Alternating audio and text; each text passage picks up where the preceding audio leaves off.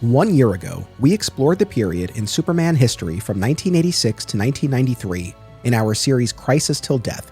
Now, the podcast returns to the Triangle era as we survey the post-Death and Reign landscape in comics, toys, video games, and television.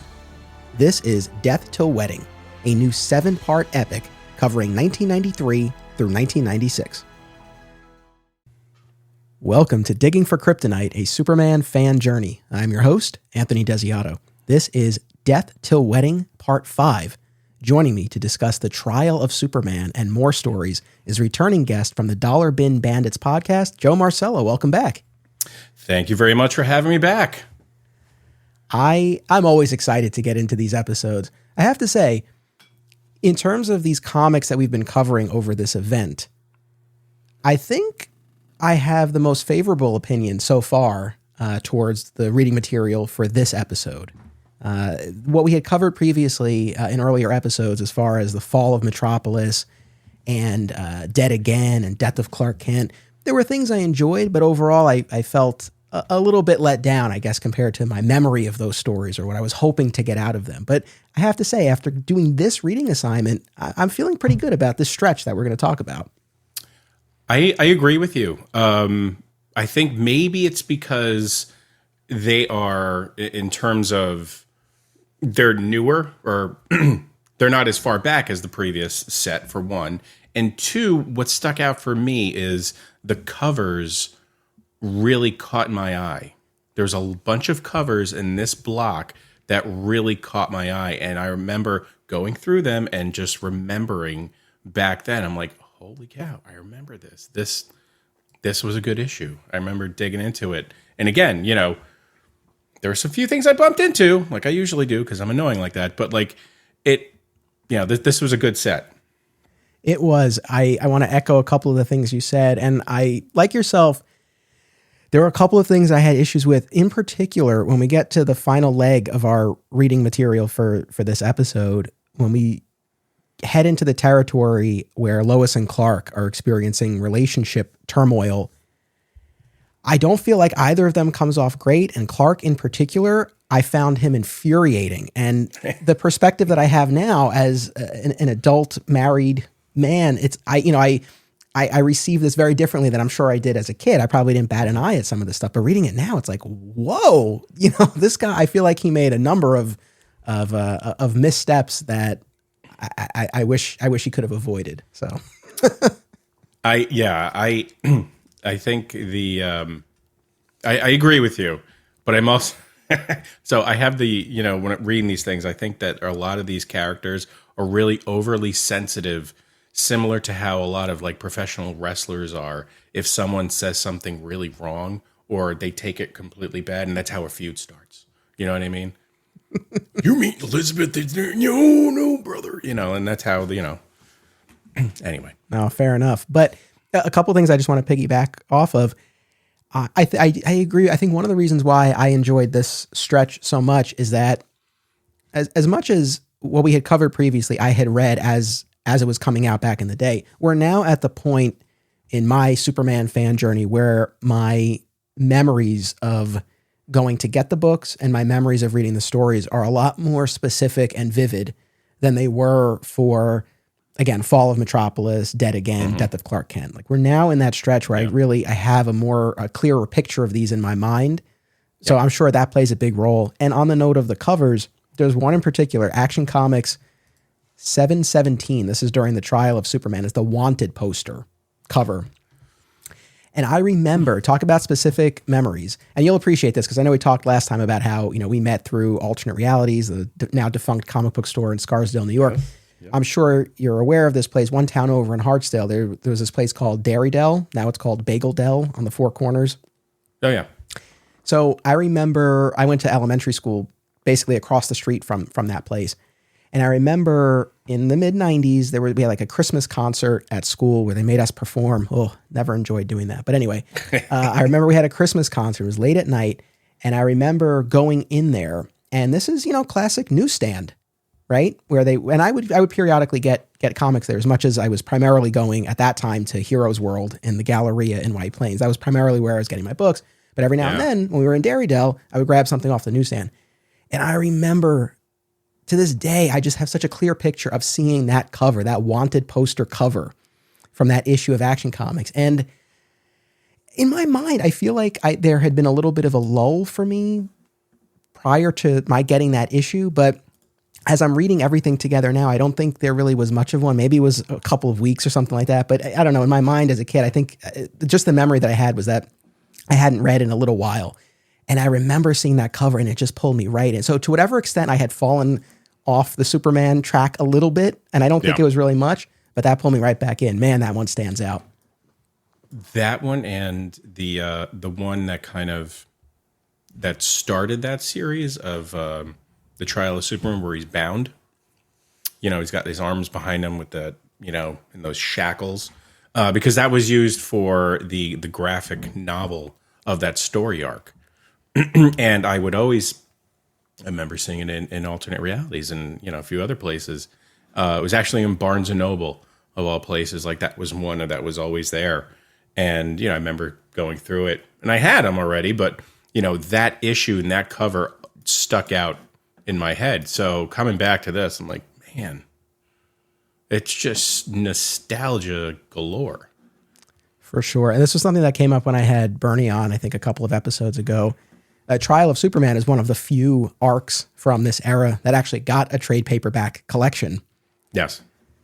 But I do remember that the cover for the trade as well. When we talk about these issues that we read, Trial of Superman was 12 parts. That made up a big chunk of the reading that we had. It was it probably could have been 8 or 10, but nevertheless, I still enjoyed it a lot. But 12 issues. Yeah, it was long, and reading through it and correct me if I'm wrong, you tell me your opinion, obviously, but it seemed like it didn't need to be that long. It made some turns.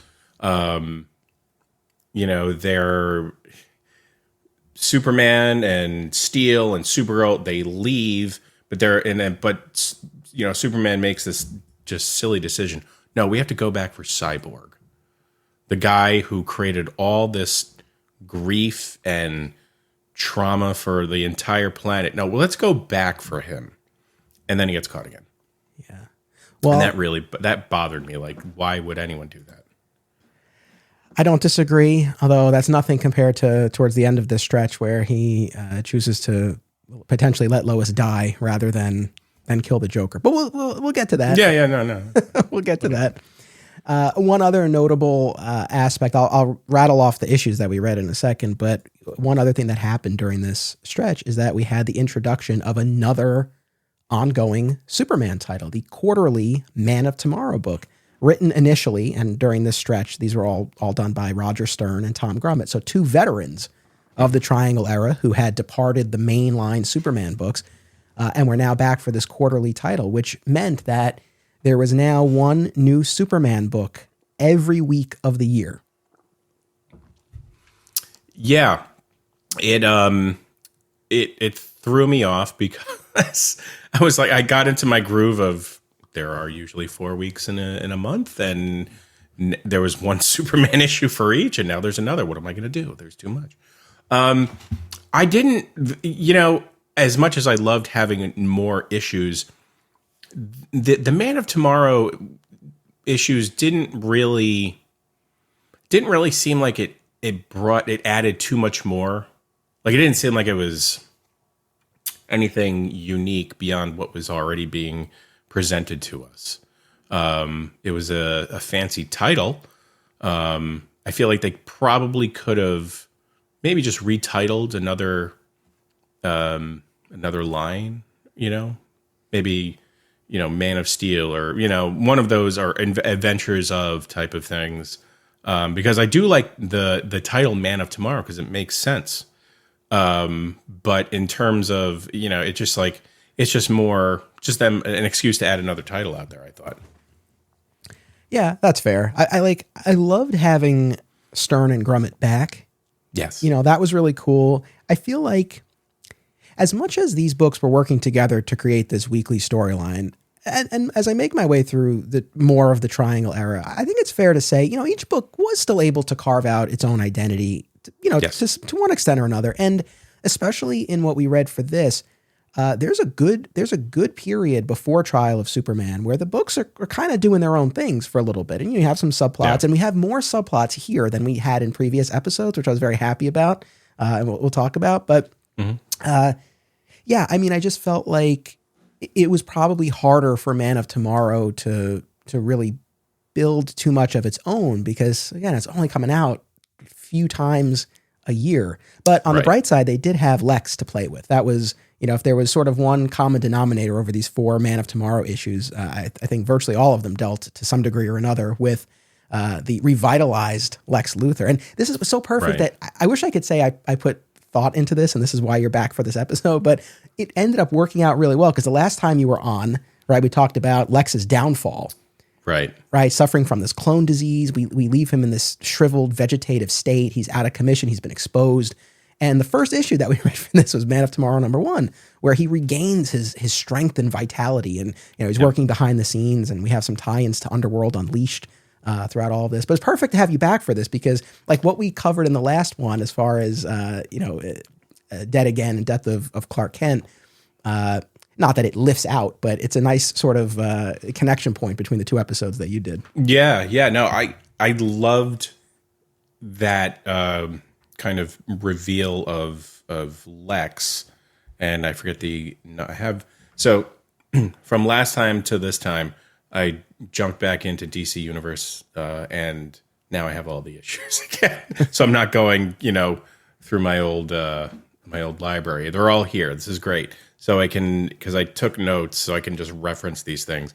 But I forget the exact issue it was. But when the final reveal of Lex, and he is in his prime again. He's got the polo shirt with the nice pants and just jacked, bald as hell. But, he is just ready for business, And that's one of those iconic looks of Lex Luthor, aside from, let's say maybe a suit or the green armor, that is just iconic. And, when you think of Lex, that's what you think of.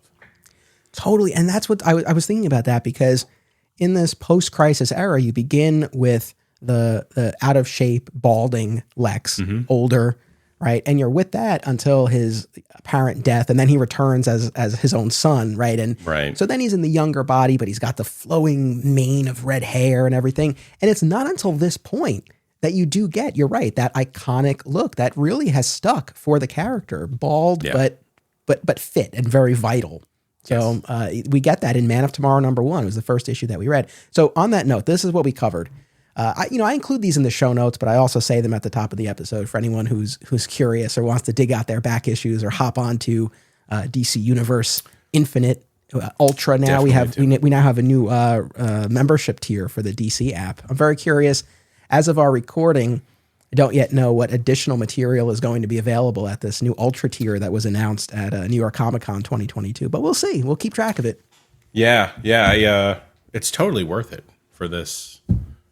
For Superman podcasting, trust me, it's worth it.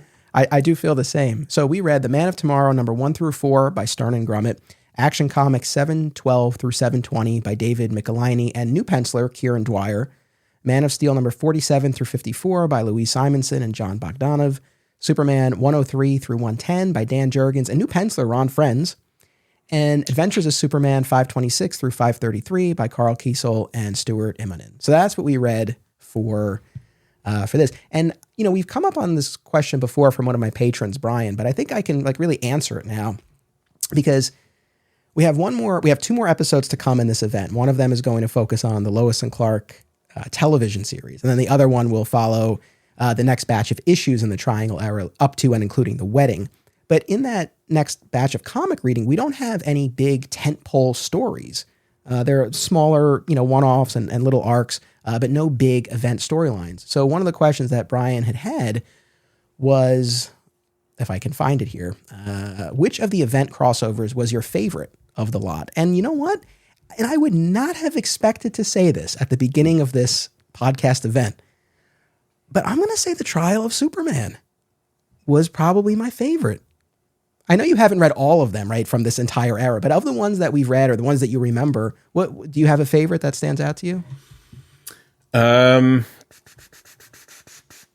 So the one that sticks out now is are we talking just Superman or all crossover events of DC? No, just within the Superman triangle era titles.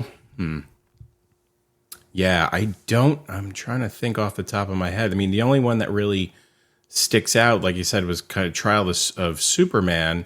There was like a few issues that crossed over with the larger Underworld event.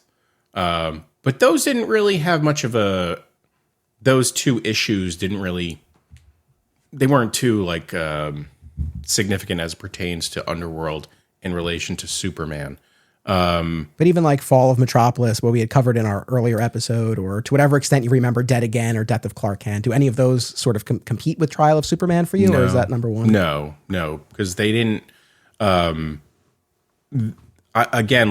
just annoyed me more than, at least, the Fall of Metropolis did, because it didn't, again, and I mentioned it, when we spoke last, it's nothing out of the ordinary that hadn't already happened. So there really shouldn't have been much of a story of that, because Metropolis gets wrecked every other week. But I like the Trial of Superman because you're challenging Superman. You are really giving him something to work towards. And I'm sure we'll get into it, but as a result of the parasite, he's drained of his powers. He's literally a raisin on the brink of death. And then, through events, he comes back. And that's, I think that's really one of the few ways that you can really challenge or bring a fight to someone like Superman, because man has godlike powers. How are you going to compete with someone like that unless you can match him in some way? And there's not too many, characters out there that really can. Very true. And again, it's so funny how this worked out, because when you were on a few episodes ago, we read stories dealing with Parasite. And the last time we saw Parasite, he actually did Superman a solid, right? Because he had been overloaded with all of this energy, right. Superman, right? And was enormous. And Parasite was able to siphon that off and return Superman to normal. And we hadn't seen him again. And so he pops up here. You're right before this Trial of the Superman story.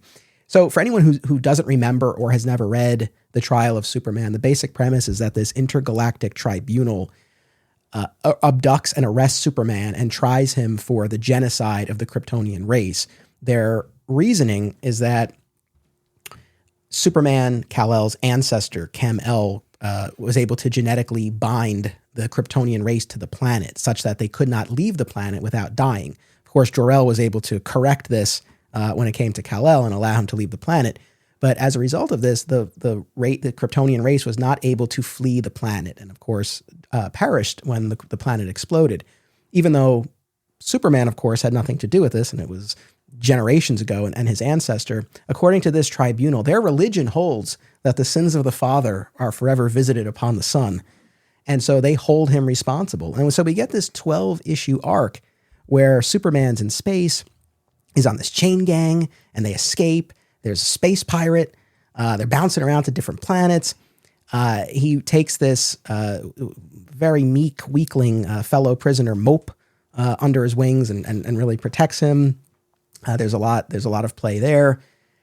And like I said, I think this really stood out to me. And what's crazy, I have to unpack this more, because I've always said, and even if you were to ask me now, what's your favorite kind of Superman story? I would say a story set in Metropolis or set in Smallville that's more grounded, that deals with our core supporting cast and our more regular stable of villains. I think that's my default answer, and what I truly do believe. However, doing all these podcasts and everything, in last year's Crisis Till Death event, one of my favorite stretches was the Exile arc, where Superman is racked with guilt over killing Zod and the other Kryptonian criminals, and he exiles himself into space, and he ends up on Warworld. I loved it. This storyline stood out to me, and then far more recently, I really enjoyed the Philip Kennedy Johnson Warworld arc in Action Comics, where again, he's off planet and removed from all of the elements that I hold so dear. It's hard to explain. Yeah, I love those Warworld related stories, and I guess now Warworld is within the Earth's orbit in current comics, which we'll get into that. I dig Warworld probably because of the same thing I said, because you have Superman and he's getting, in some cases he's getting beaten down, but it's he's there's a true test of him as of his character and his brute strength and everything he holds dear, and when he's on the he could be in a fight and on the verge of death, but the last bit of energy he will use to save someone else if they need it. And that's, at the core, that's what Superman is. So that's why I appreciate those storylines.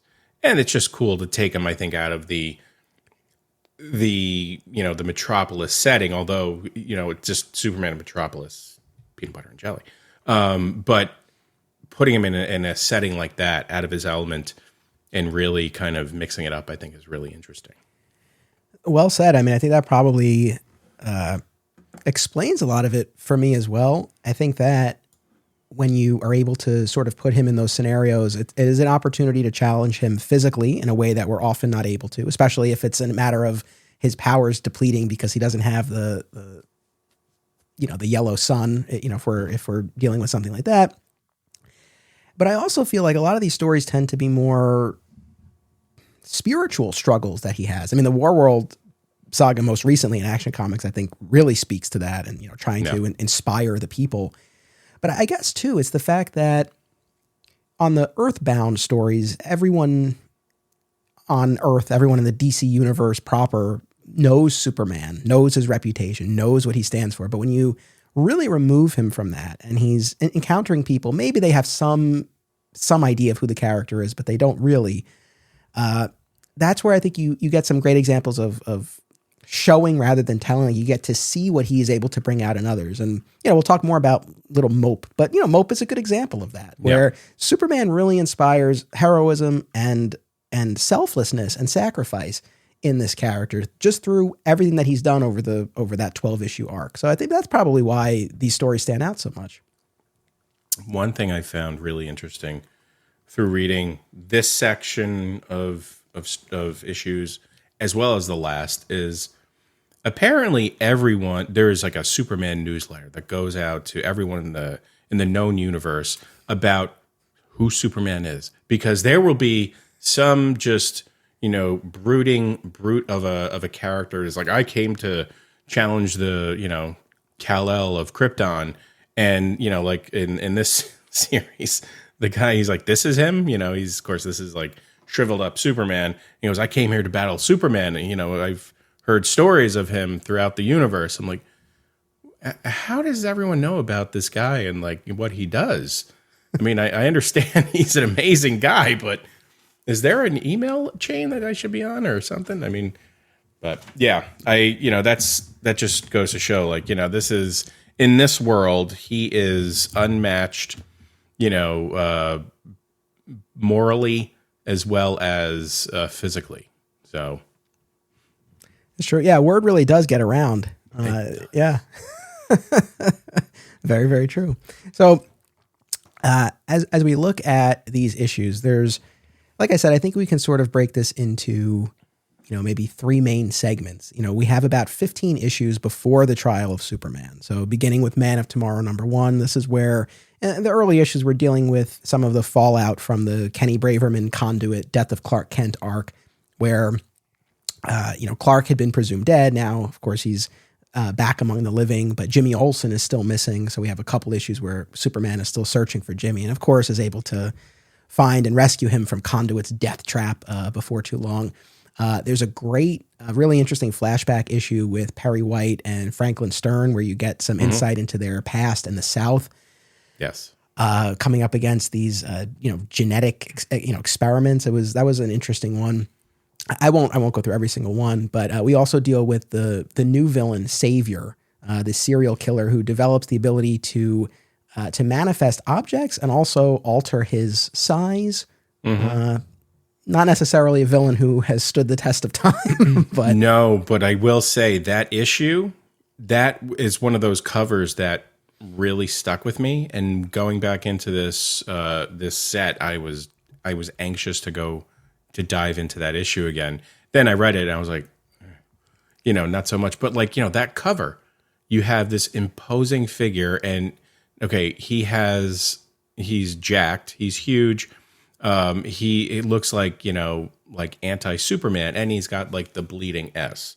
So, we're coming back to the bleeding S from, Death of Superman, and he's wearing a black outfit, and, he has got white long hair, and he just looks psychotic. So, it's not till you dive into the issue and the powers don't really make sense, but like that cover, along with a few others in the series, really stick out in my head. Yeah. There was interesting stuff there with Savior, in fairness. Like his whole shtick is that he punishes deceivers. So when he was on his serial killer spree, he killed a telemarketer who promised him he would save money on his phone bill if he switched. And he was upset because he didn't save as much as he thought he would, or something like that. Right. I've been there. Yeah. Obviously he took it to an extreme, but he targets Superman because, going back to that Dead Again arc where Brainiac made the world think that there was this Superman corpse in the old tomb, right? And that cast a lot of doubt as to whether or not the Superman we'd been following since Reign of the Superman was actually the real Superman or not. Yeah. For some reason, this figure here, Savior, still sees that when he looks at the old photos from that story, even though the rest of the world now sees the empty coffin because Brainiac's, whatever you want to call it, is no longer in effect.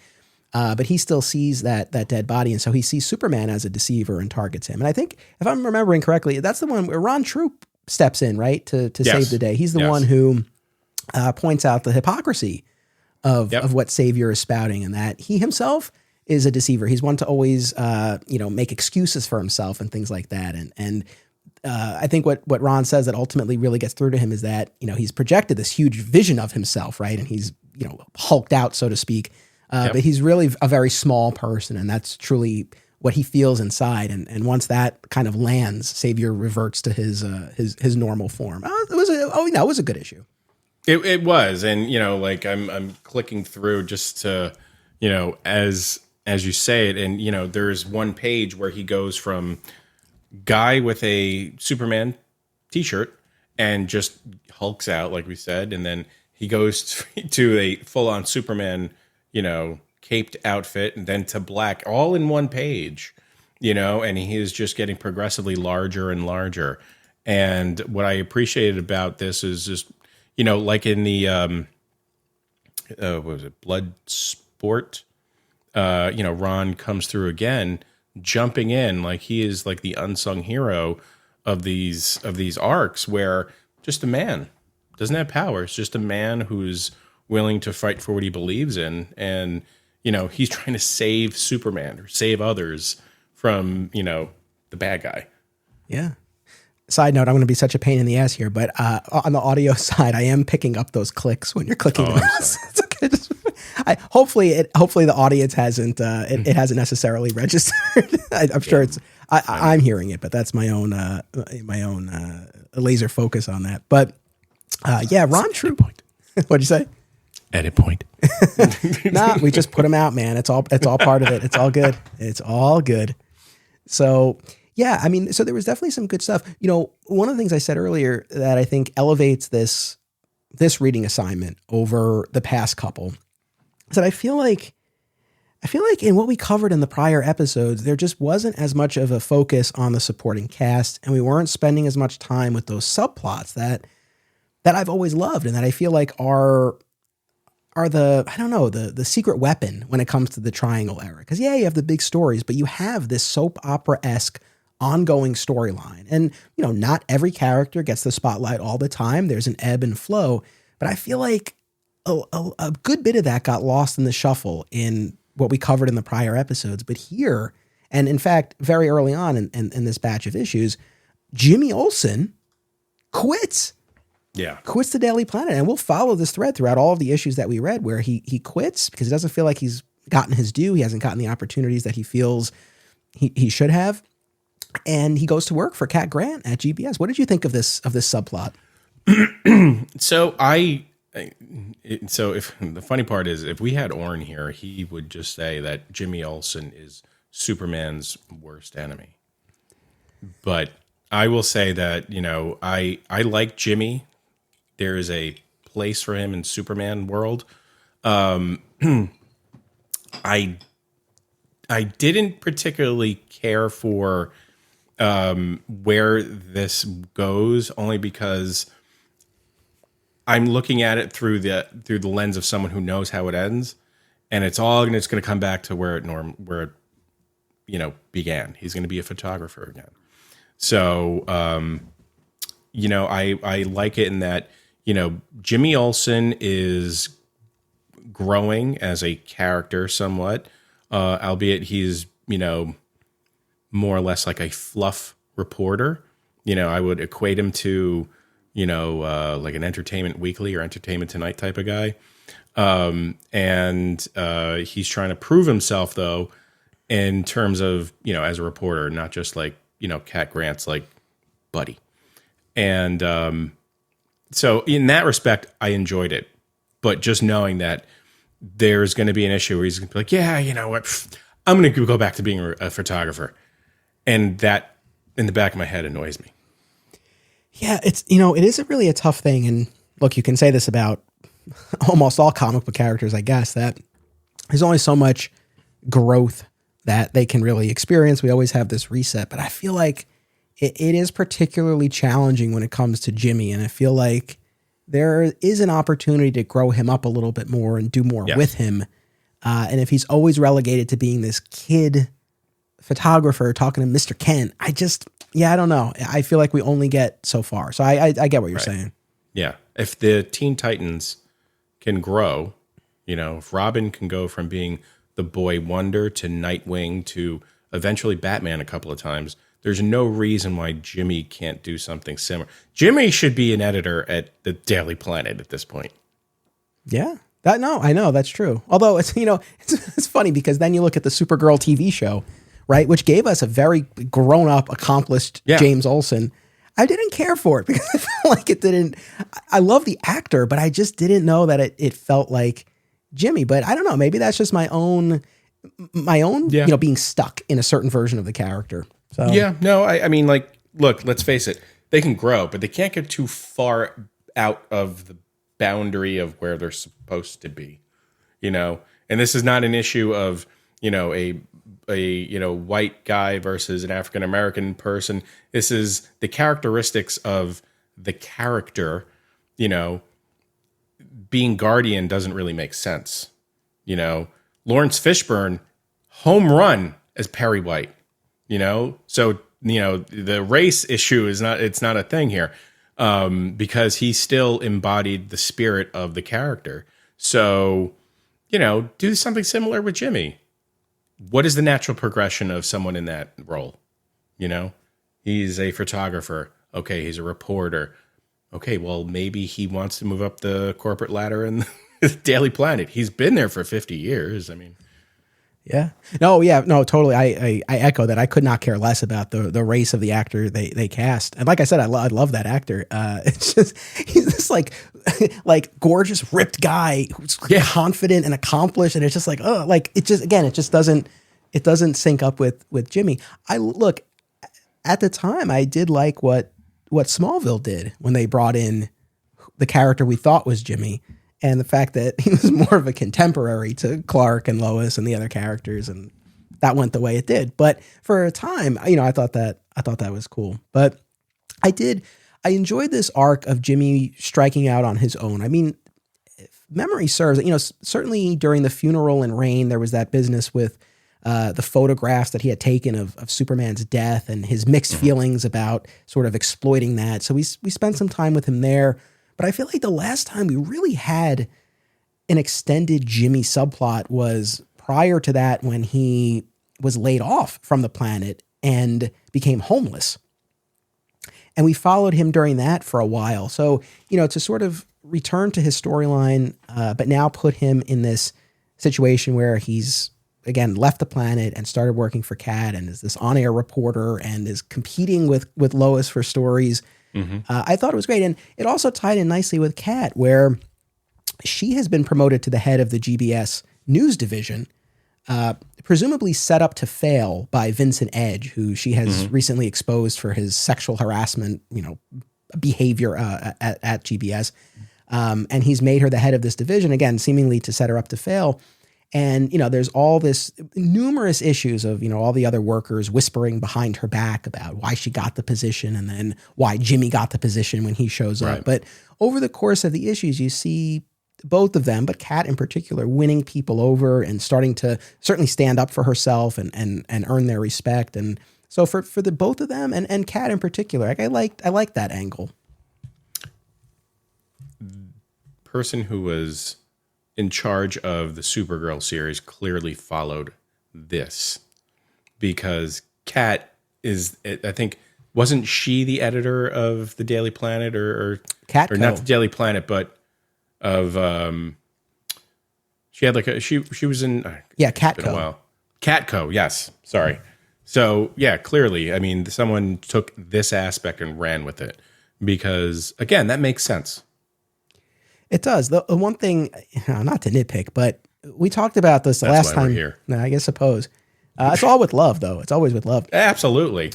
But the last time you were on, of course, we talked about the infamous issue where Toyman kills Kat's son. And that was the one aspect of this that just didn't ring true. You don't get the sense that a ton of time has passed. But even if it did, it's just like, even if this were happening in real time, and it's not because it's comics, but even if it were real time, we're still not talking that long since the death of her son. And it's really not, I could be forgetting, but in the 36 issues that we read, where Kat had a, fairly prominent subplot, I don't know that it even came up at all. It was, since I don't recall it ever being mentioned.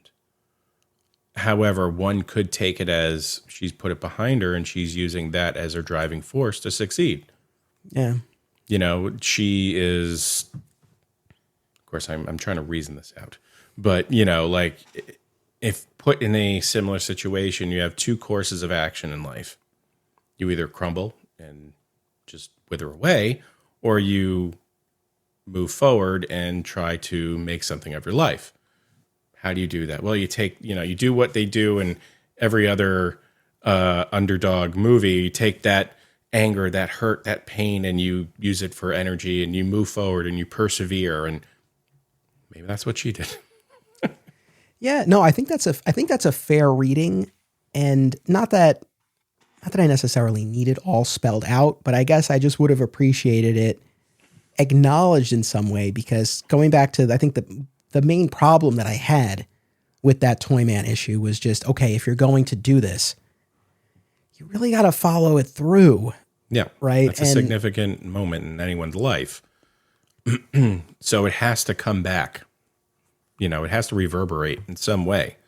So to not touch upon it really doesn't do that story or the characters any justice. Exactly. So in any event, let's take a quick commercial break, and then we'll continue making our way through this stretch. We'll be right back. Acme Comics is a locally owned and operated full-service comic book store in Greensboro, North Carolina, for people of all ages and walks of life. Since 1983, this 9-time Eisner Award nominee uses their collective knowledge and resources to connect you with the best material available. They pride themselves on their significant contemporary and vintage back issue selection. Mail order subscriptions to new releases are available, and all offerings are available to anyone, anywhere, via mail order. Follow Acme on social media and eBay, listen to the Acme Cast on all podcast services, and visit acmecomics.com for much more. Film lovers and filmmakers should check out this family of film festivals: Brightside Tavern in Jersey City, Hang On to Your Shorts in Asbury Park, Point Lookout on Long Island, and In the Cut in Bloomfield, New Jersey. I was fortunate enough to have my work shown at these festivals, and I found them to be very enjoyable and well-run events. Submission information for filmmakers, as well as details about the festivals generally, can be found at filmfreeway.com. Follow the festivals on social media for news and updates about events, discounts, tickets, and more. Also, be sure to listen to the Hang On to Your Shorts and Cullen on Film podcasts, available via a shared universe network. Fat Moose Comics is New Jersey's best and oldest comic book store. Established in 1982 and currently under new ownership, Moose sells a wide selection of new and old comics from every publisher, action figures, graphic novels, posters, statues, and more. If you're looking for something and they don't have it, they can probably get it for you. They know a guy. Visit Fat Moose in Whippany the next time you're in the Garden State, and be sure to reach out via the Fat Moose Comics Facebook page. Flat Squirrel Productions is an affiliate of BCW Supplies. The next time you need to restock on comic book bags, boards, boxes, and more, be sure to use promo code FSP, that's FSP for Flat Squirrel Productions, to save 10% on your order, and it helps support the show. Thank you. Aw Yeah Comics celebrates and promotes everything that is wonderful about comics, toys, artwork, and the joy they bring to people. Visit them in person at one of their 3 locations, Harrison, New York, which happens to be my local comic shop, Skokie, Illinois, or Muncie, Indiana. If you have children and have been looking for a family-friendly store, look no further. Join Aw Yeah for exciting events, including creator signings, how-tos, and more. Visit awyeahcomics.com and follow Aw Yeah on social media for more. Their name says exactly how they feel about it. Aw yeah. And we're back. Okay, so we're still not quite at the trial of Superman yet. We're getting there shortly. But within that first leg of our reading assignment, what else stood out to you, either in terms of main plots or subplots or any other developments? Well, Alpha Centurion, or this version of it, being a recurring character, and I did not notice this in any other stories or any section of issues as much as I did in this. But there are a lot of guest appearances by other major characters. And I don't know why that was. I'm sure there was a reason, but like in, like the after Savior, you had Aquaman, you had, Alpha Centurion was a big reoccurring character. Joker makes an appearance, Green Lantern, and then towards the end of this section, there's one right after another. Plastic Man, Batman, I think Green Lantern again, or Supergirl or whatever. It's just one right after another. And I just found it odd because it seemed like why do they feel the need to bring in all these other characters? Do they not trust their own stories enough where they have to bring in other bigger names? Once in a while it's fine, but this was clear. This was like 6 issues in a row where you had another character coming in one right after another. Yeah, that's a fair question. After Trial of Superman, really the last few issues that we read, we had Batman, Spectre, Plastic Man, Impulse, and Captain Marvel. Yeah. That I don't know behind the scenes. Those issues I attribute more to a themed month. Like this month, Superman's going to team up with someone different in each of these issues. Oh, yeah. I'm like, okay, that makes more sense to me. But I get what you're saying. This earlier portion where again there's Aquaman, there's Green Lantern, there's Joker, and they are spread out a little bit more. Yeah, I don't know. It is interesting. I don't know what necessarily motivated that. Like I said, I think the later one, it's easier to sort of figure out what might have been going on here. I don't know. Yeah, I didn't even realize that it makes sense that it was all of that January month of 96. So something going on where they were just like, oh, here's special appearances by everyone. Yeah. There's one of the issues of Adventures. We have both versions of Bloodsport locked up in prison, and tensions are running high because the newer Bloodsport we had met is this white supremacist, and so you have the Aryan Brotherhood in prison, and then you have the original black Bloodsport, and again tensions are running high. And is it the warden? I don't know who has the bright idea to actually have them fight and have Superman referee, because otherwise there's just like it's just going to explode and we're going to have a riot. So at least this way it'll be controlled, and of course it goes awry. As it does. Bloodsport business, we talked about that last time too. Doesn't particularly grab me. I mean, that issue was fine, but I didn't necessarily need to revisit those characters personally. Yeah, it seems like they're just going back to the well, and there's certain characters you can go back to them once in a while, but it's a little too frequent, and it's not like a heavy hitter of a character. It's not Darkseid, it's not the Joker. Like, he made an appearance, cool. But, for a character like that, like a C level, D level, whatever you want to label him as, we're spending too much time on the Bloodsport. Yeah, a little bit. Now, a couple issues later in Adventures of Superman, there's a really interesting issue that's told from the perspective of this alien who is targeting Superman. And you see everything from the alien's perspective, and the alien is deaf. So that plays into it as well. I thought that it's just for a one-off issue. I thought that was pretty interesting.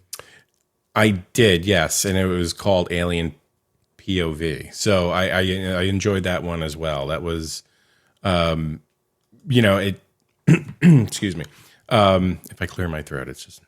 Listen, you've been battling a cold, and I appreciate we pushed it back. We pushed our recording back, and you rallied, and we made it, and I appreciate it, and I'm sure the audience does as well. So it's quite all right. Thank you, everyone. I'm sorry. But what I found interesting about this issue is, this alien's expecting Hal Jordan along with Superman, and he sees a Green Lantern, but it's not the Green Lantern he knows. It's Kyle Rayner, and he's like, something's not right here. And it was a cool issue. And then he's in a big outfit. You're thinking he's more imposing than he really is. And then towards the end of the issue, you come to realize, he's not all he's cracked up to be. There's more behind it. And Alpha Centurion makes an appearance again. Yay.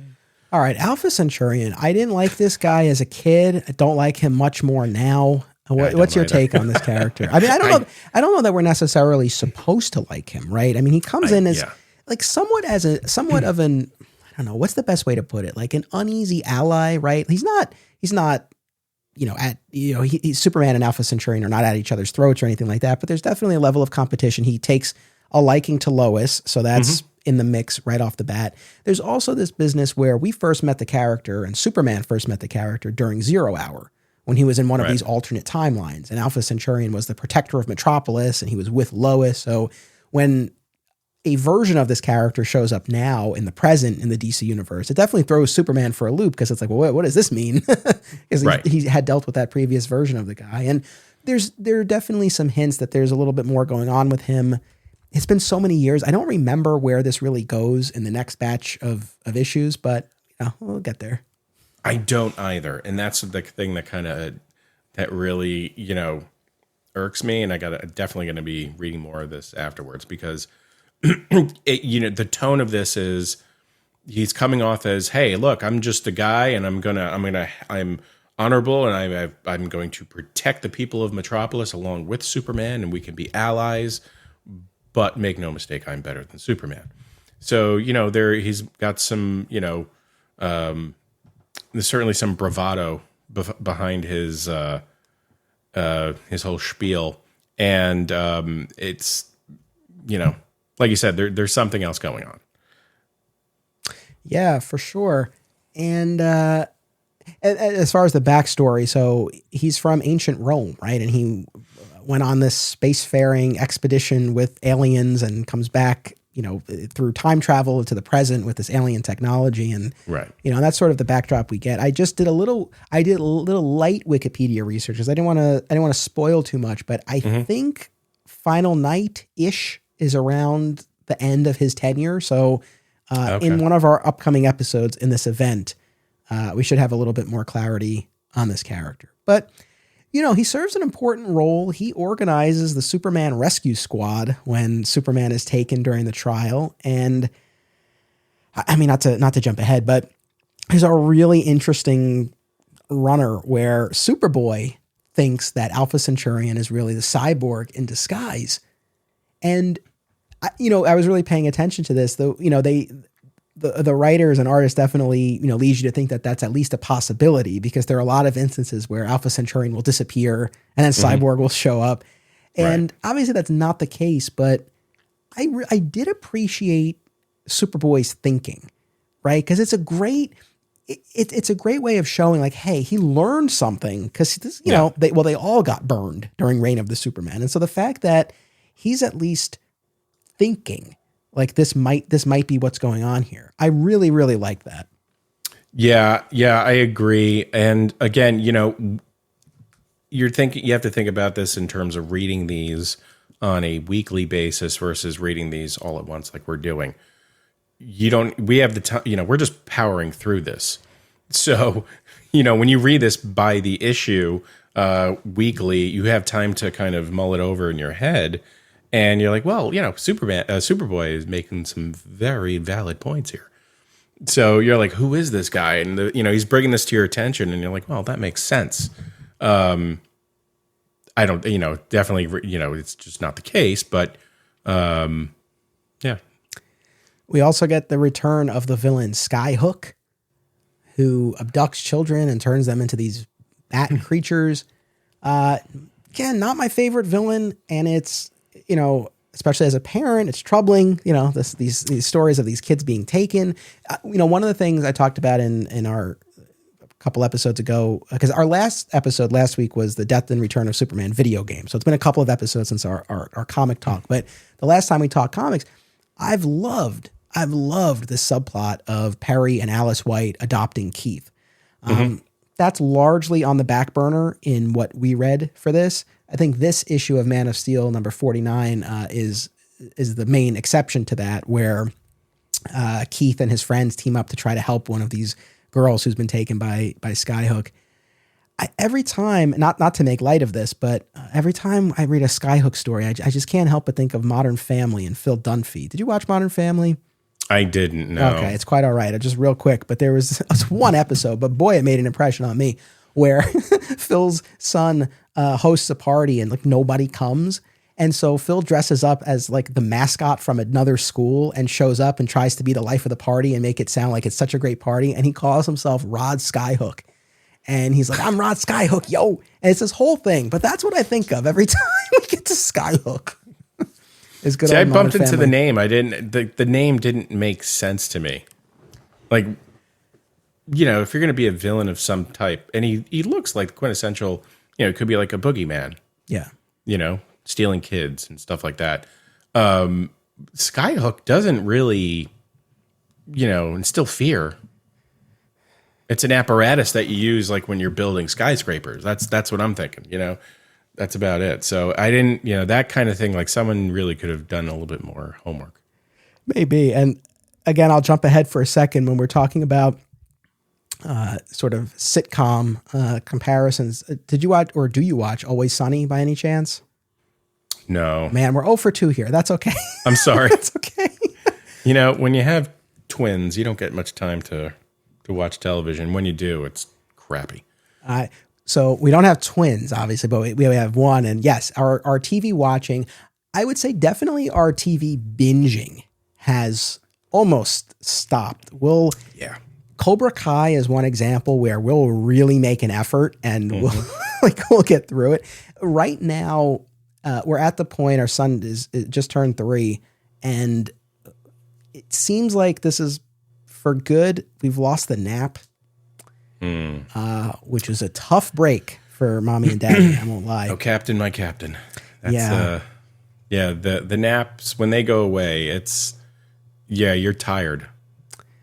Yes. You're very tired all the time, because that's your time you take a nap too when you can and get things done. So yeah, my TV watching is relegated to, and I won't take up more of our time with this, but Food Network and the various, you know, Disney Nickelodeon movies. I've seen Monster High movie about 4 times since it came out. So, yeah, you're in for something. Yeah, I know. Well, Encanto, that was a big thing. We spent a lot of time with that. I could perform virtually the entire soundtrack, except the song that's all in Spanish. But if you give me enough time, I would get there. I would get there. But on the bright side, since he doesn't nap anymore, he has been going to sleep earlier, because when he was taking a nap, he was going to bed like 9 o'clock. Yeah. So now we're back at like 7:30. So anyway, It's Always Sunny in Philadelphia. somewhat of a recurring bit, because I'm almost positive this was more than one episode, but in at least one episode, the character of Charlie kept talking about ordering a milk steak on a date. And I bring this up because when we get to the trial of Superman and this character of Mope, he keeps referring to his milk brother. I mean, presumably they suckled at the same teat and they drank the same milk and they're milk brothers, right? Right. But every time he's talking about my milk brother, all I could think of is Charlie at that restaurant ordering the restaurant's finest milk steak, boiled hard, I think was what he asked for. So that sounds terrible. For any Sunny fans out there, you know what I'm talking about, and the milk steak. But so yeah, there were a couple of things that called to mind some of my favorite television shows. But we also have, so I just want to, before we get more into the trial, in this first batch, again, we talked about the return of Lex to vitality. I want to circle back to that in a second, but we also have the introduction of the Contessa, who will become a major player. She takes over as the CEO of LexCorp in time, as we'll see over the next few years of the Triangle era. She and Lex will marry and have a daughter, Lena, and Lex will ultimately show his true colors in terms of how he deals with the Contessa. But again, I know you know where the story goes, but initial impressions upon re-meeting her here? So it didn't bother me so much. At the time I'm trying to compare this to when I originally read these stories. So reading it now, I'm like, oh, I know where this is going to go. So I like the character, and it just, it seems like, well, it could have been, I don't know, how do I put this? At least she didn't seem like a strong character to me at the time. I put it that way. I mean, I know, it gets a little bit more involved, but like, it seems like she could have been a little bit more of a imposing character. Could have been more of a heavy hitter. If you're going to put someone like that in the CEO of LexCorp role, all right, put another badass, and a woman badass, to boot would be great. So initially, yeah, I know she becomes more of a thing, but it didn't really. No, fair enough. Did you ever read the original graphic novel by Stuart Immonen, End of the Century? No. So neither did I. Oddly, I can't. It was weird. There are certain gaps that I can account for, right? And then there are other gaps where it's like, why the hell wouldn't I have read this? Because it came out, it came out in late '99, living up to its title, End of the Century. But it, I believe, it recounts the Contessa's origin because there are a couple of hints when she's talking with Alpha Centurion that she's actually immortal. And I believe that End of the Century graphic novel gives that backstory. I recently procured it on eBay. So I will be reading it and covering it in some way at some point. And I'm curious. I picked it up because, again, reading these issues, I was like, yeah, it's funny thinking about my own experience. I don't remember having a specific take on the character at the time, but I don't know. I maybe I never quite really knew what to make of her, and still don't, even all these years later. So that's why I want to read. I do want to read that graphic novel because I think maybe that might, put this in better context for me. Yeah. I feel the same way. Didn't have much of an opinion about her either way. It seems like we're kind of just, here's a character. Here, shoes thrown at you. Yeah, I dug how Superman busts into the office though, and he's like, "I want to talk to Lex now," and she's there, and he's kind of like, "Oh, okay." Yes, he's kind of let down, like, "Oh, I thought Lex was here." Superman gets pretty pissed. It gets pretty heated when he's tracking down Lex because Lex has been moved from Star Labs to this LexCorp facility and then disappears, right? And then Lex is leading him on this wild goose chase, and there are all these like animatronic Luthors, and every time Superman shows up, an explosion goes off, and he keeps getting caught in them, and you feel his frustration, and I could appreciate that. What I wanted to ask you is, again, going back to Man of Tomorrow #1, at the end of that issue, we see Lex fully restored, right? Everything that we had talked about, and then in later issues, in the Man of Tomorrow title, we get a little bit more of that backstory, and it ties in with Underworld Unleashed, where basically he was approached by Abracadabra on behalf of Kieron, aka the devil, essentially in the DC universe, and makes this bargain. He exchanges his soul, which Lex doesn't really believe in anyway. So for him, that's like an easy deal to make in exchange for his revitalization. I think I've always bumped up against this a little bit because, as outlandish as it was that they saved Luthor's brain and put him in a cloned body, it still has its basis in some version of science, right? So I was always more okay with that. Once we introduced magic / the supernatural, that's always where I bristle a little bit. How do you feel about that, especially now? Mixing, it's like mixing science and religion.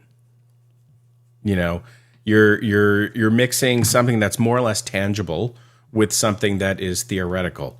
So, and I'm not trying to upset anyone out there who's listening to this about religion.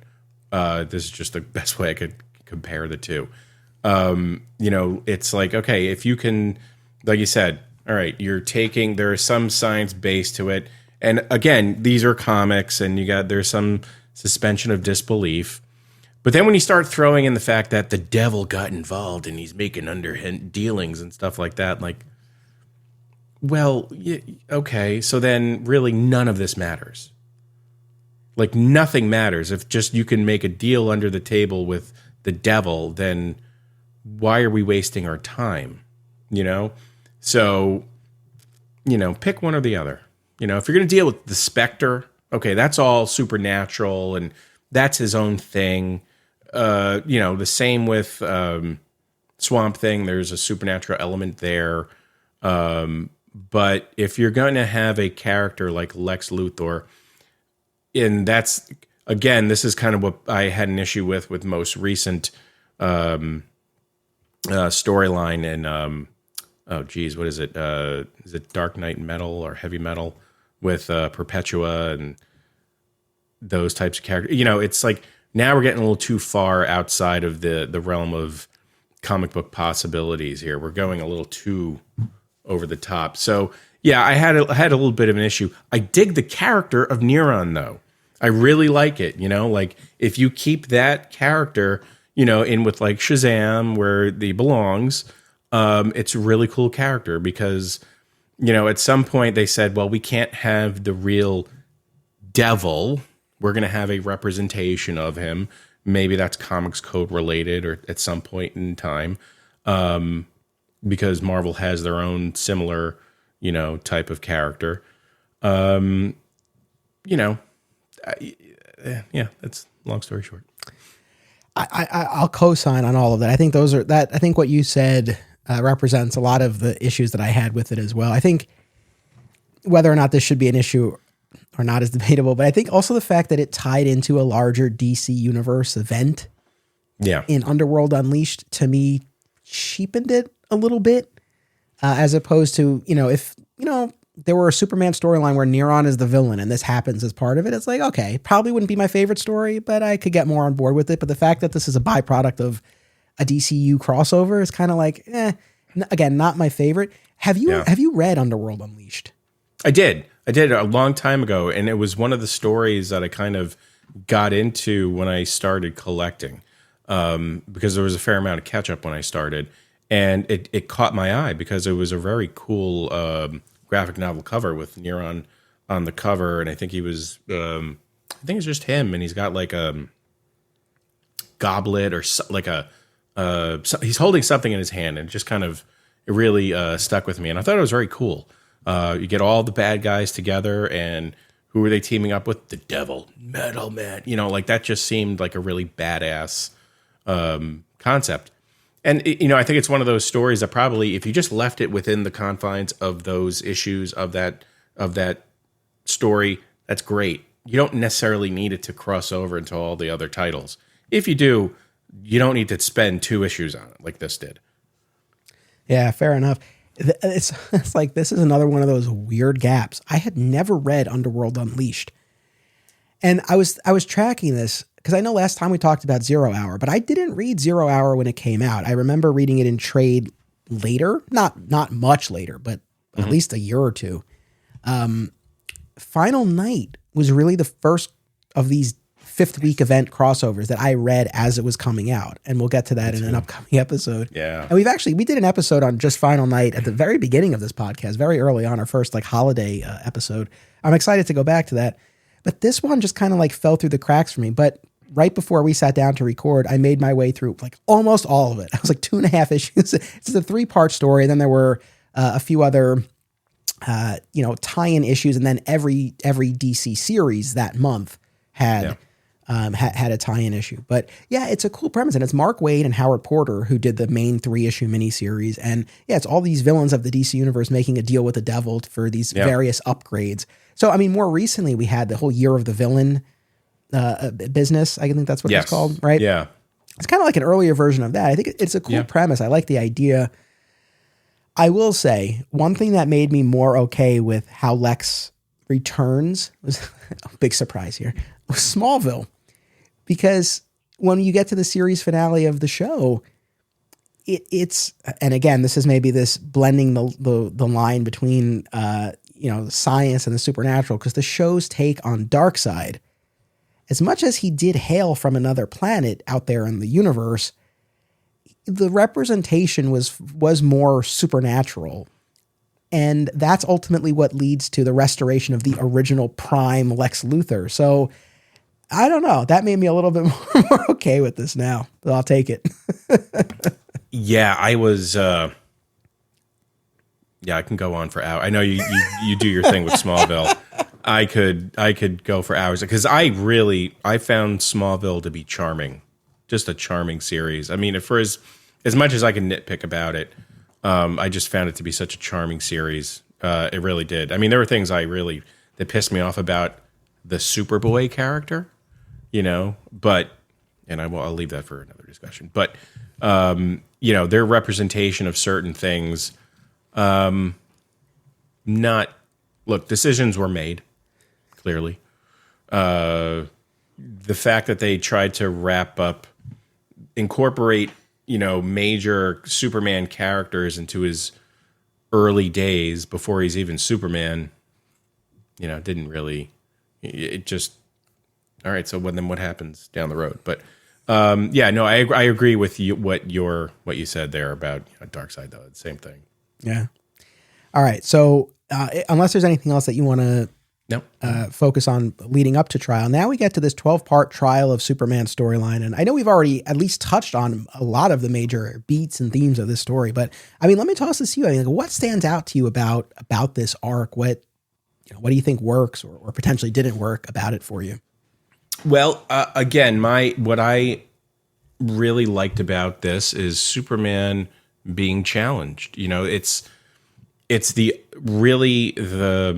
best way to challenge the Superman is just you take him out of his element, and you have to either weaken him or present him with someone who is his equal. And they kind of did a little bit of both. And I dug the lead into it with the parasite. And then all the supporting characters that were brought in. Some of them were goofy as all hell. Space pirates could do without that. Was not a fan of them in movie form or in a comic book. So I really enjoyed, the incorporation of the cyborg. Again, he's one of those characters that I think that, if you bring him out once in a while, it's got to matter. And for the most part in this story arc, it did. So, you're getting the whole Death of Superman team back together again, really. So I really appreciated that. Yeah, that was a cool aspect of it. I mean, I'm on record as saying I feel like a little bit of Cyborg goes a long way. Like I loved him in Reign of the Superman. I think not unlike Doomsday, the law of diminishing returns is at play, and the more you bring him back, and I think too, I feel like there were so many stories, and maybe it wasn't really even that many, but in my mind, thinking back on it, it felt like so many where it seemed like he was gone for good. and then he comes back. And I feel like maybe if it were just played as more like, okay, we know he'll be back, maybe, I don't know, I wouldn't have had as much of an issue. But no, I think when used sparingly, he can be used effectively. And I think this is a good example. And we get a nice follow-up here, actually in the issues leading up to trial, a nice follow-up to the Superman Doomsday Hunter Prey miniseries that we talked about at the beginning of this event, where at the end of it, Cyborg is seemingly destroyed, but we find out that Darkseid has preserved his consciousness and plans to use him down the line. And there's an earlier issue here before the trial where Darkseid and Superman have a run-in, and basically Darkseid is pissed at the end of it. And so he unleashes Cyborg and is like, you have to leave. You have to leave, Apocalypse, but you gotta go. Go do go do your thing. Like, go get. How much Superman. of a jerk is this guy? If Darkseid's like, you can't go home, but you can't stay here. Yeah. Well, he did try to take over Apocalypse, so in fairness, but but so yeah, we get a nice follow up to that, and then Cyborg's at play, and yeah, we get the reunion of the reign of the Superman characters: Steel, Superboy, Eradicator, now bonded to David Connor, the Star Lab scientist. We talked about that in your last episode. And, he had been off having all of these adventures with the Outsiders. And I actually, on the DC app, they do have that Outsider series. And so I quickly skimmed through. It's the final issue of that Outsider series where the rescue squad shows up and they're like, hey, we need you. And he's like, I'm leaving. I won't be back. And he goes off with them, and then the series ends anyway. Again, this is still not, I don't love this iteration of the Eradicator bonded to a human, but nevertheless, It was still cool to see all of them back together. And like I said, that bit of Superboy thinking that Alpha Centurion was Cyborg, I thought really was clever. So it was well done. And now I have a question, and this is for anyone who listens to this, and if they know who I'm going to mention, please let us know. So the character of Mope, he is very clearly, his design is, he is taken from this character actor from the 70s and 80s, and his name escapes me. He was in a lot of Western, old school, I think he may have even been on like Dukes of Hazzard, a lot of early 80s movies, and he has this same exact look. Snub nose, long sideburns, long hair, almost looks like he belongs in like Planet of the Apes. And it's driving me absolutely crazy. The whole time I'm reading this, and I was, even right before I came downstairs to record this, I'm trying to figure out this guy's name, and it's driving me absolute bananas. Because I clearly watched a lot of television growing up. So this guy's face just resonates in my head. And whoever, I guess, I don't know if it was Ron Frenz who designed him specifically. Maybe I should ask him because he was on our show once. Same guy, same exact guy. I just derailed the whole conversation. I apologize, but it just drives me crazy. No, that's interesting. I wish I had any answer. I don't, but yeah, if anyone out there listening does, please, please let us know on social media so we can put Joe's mind at ease. I'm not going to sleep tonight. Speaking of Ron Frenz, though, it's during this arc that he makes his debut as penciler, and he'll be penciler on Superman for like 50 issues almost, I believe. Yep. He was one of the people that designed the blue and white suit. Oh boy, wait till we get there. Oh man, if you want to bring me in for that conversation. It's fine. I will certainly keep you in mind, like a number, like it's as infamous, I suppose, as the Electric Era was, and maybe that's why. I feel like a lot of people want to talk about it, which is good. It'll be a fun run of episodes when we eventually get there. But you had him on Dollar Bin Bandits, the podcast that you co-host. Anything that came out of that conversation that really stood out that you would want to share with our audience here, especially as it relates to his Superman tenure? Well, we didn't really get into too much of Superman, at least around this time. We did discuss blue and white electric Superman because I had so I have that issue, and it was signed by everyone who was involved with that issue except him. And I held it up, and I wanted to be like, "Hey, Ron, remember this? It's signed by everyone else but you." He's like, "Oh yeah." Nothing, hey, send it to me. I'll sign it for you, but whatever. And we discussed the design And he loves comics. He obviously he's not one of these people that just takes it as a job and moves on, which, we've talked to a fair amount of those type of people, which is fine. But he loves what he does. He loves the art. He loves the characters. And, he was like, look, they asked me to design this thing and this is what we came up with. And, he's like, look, it's comics. These characters are going to change, but they will come back to what you love about them too. So, we were diving into a fair amount of Thor though at the time too. So, yeah, I'll have to re-listen to that, our interview, and see what he says about that. But I encourage our audience to check out that episode and any others, of course, of Dollar Bin Bandits. I am actually genuinely excited and really interested to get into the electric era. It'll be a while before we get there. It's not part of Death Till Wedding, but at some point we will get there. And it's just to revisit it as with all of this stuff, but especially that era, to revisit it with adult eyes and also knowing that it ends. and even better. It's even better. So I really am curious, but I love him as penciler. I enjoy his style, and I feel like Jurgens was writing and drawing, right? And then he handed off the penciling duties, and it didn't feel like he was aping the Jurgens style, but it still felt in keeping with it. Like, I thought it was a nice balance. It still felt like that Superman title, but it didn't just feel like someone was coming on to copy Jurgens. Yeah, no, I agree with you. I find it jarring when you go from one style to another, and there, as apparent with these different titles, the titles have their own style and artists.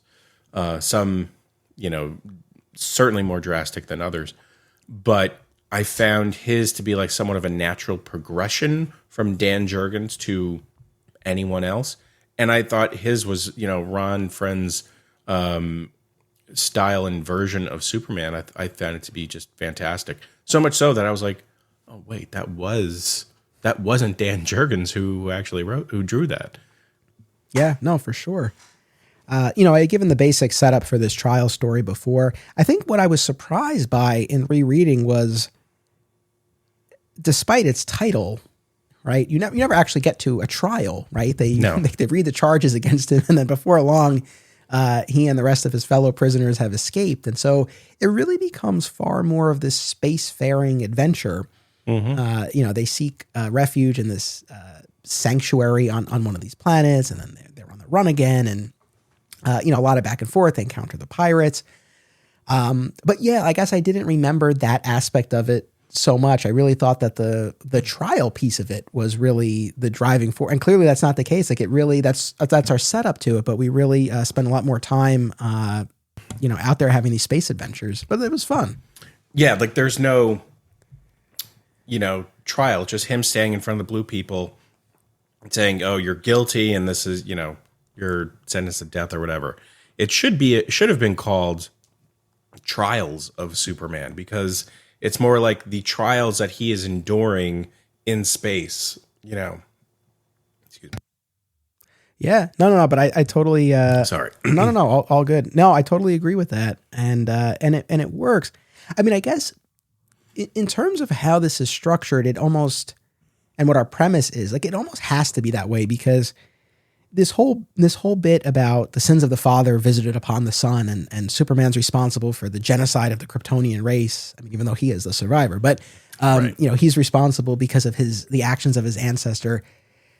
There's only so much back and forth you can have there, right? It's it's not. Right. I know in recent years, and I was not a big fan of this, but in recent years, the whole Bendis story with Rogol Zar and well, I was going to mention that, Krypton's place in the galaxy and some of the intergalactic politics that were at play. There are other ways to sort of beef up a story like this, but that's not the way they went. But yeah, did this call to mind those recent stories for you? 100%. And I was reading this, and clearly Bendis said, screw this idea. This is what's going on.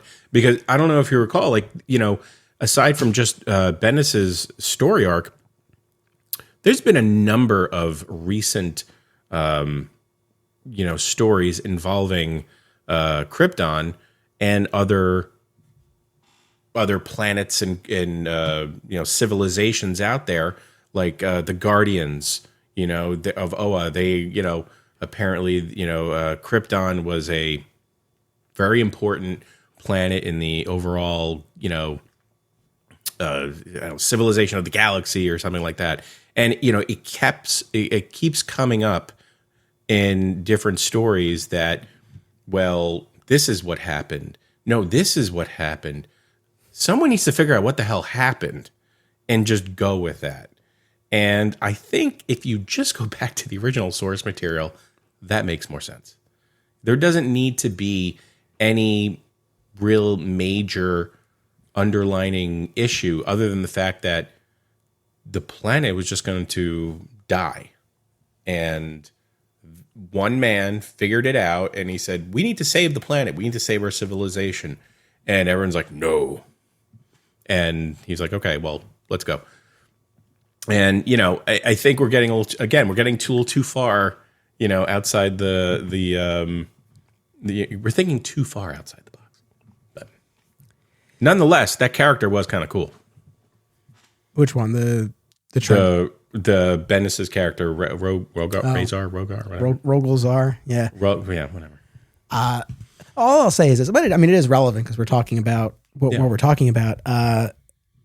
I'm with you. I think you and I are simpatico as far as what we look for when it comes to the destruction of Krypton. I think that the more elemental and mythic and tragic it is, the better. And I think the path to that really is the simplicity of this planet is going to die.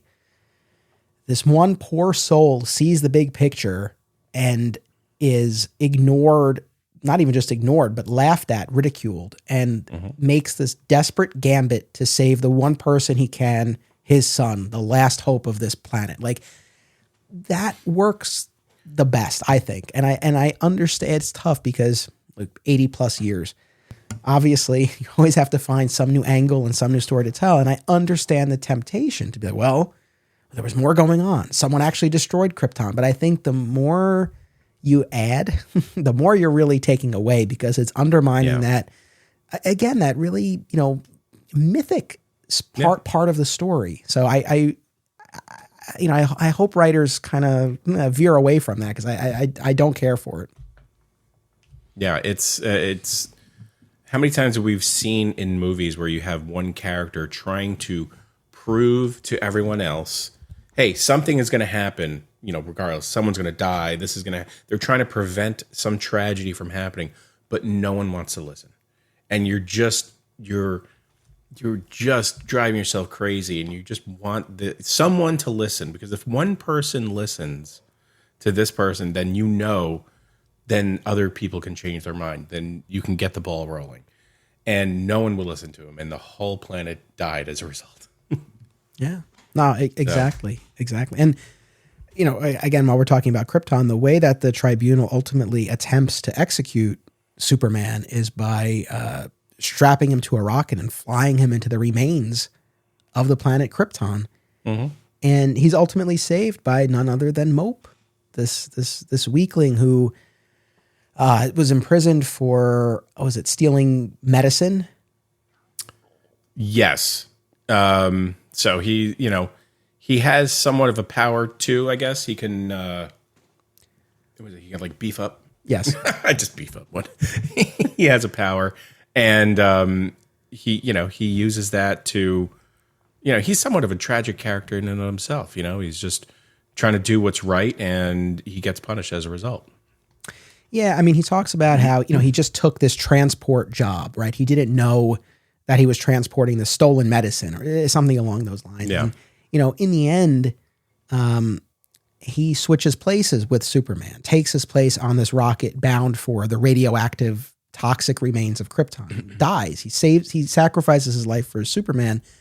But as he's doing this, he does finally confess that he did know what he was doing. He was guilty, but he's been so inspired by Superman, who's gone out of his way across these issues to save people generally, but especially Mope, who would have been very easy to sort of cast away at any point along the journey. So, I enjoyed that aspect of it, and really just seeing how Superman's heroism, the example that he sets, is able to inspire that in other people. So, I really enjoyed that, that aspect of it. And I also, going back to memories, the speech that Superman gives when he tells off the tribunal and he's like, I reject that and I reject you. And he like leads the rescue squad out of there. Oh, such a badass moment. I remember that from when I was a kid.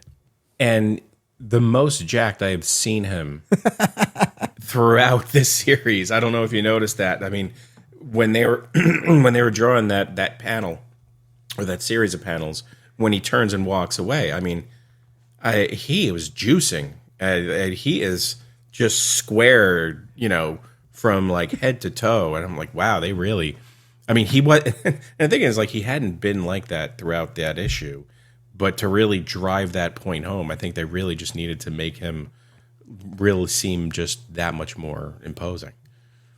Yeah, no, for sure. It's funny because as much as this was a 12-issue story, and we've both cited it as a favorite of ours from this era, I don't know that we've spent so much time on it, but I don't know. Is there anything else about the trial that we haven't touched on that you wanted to?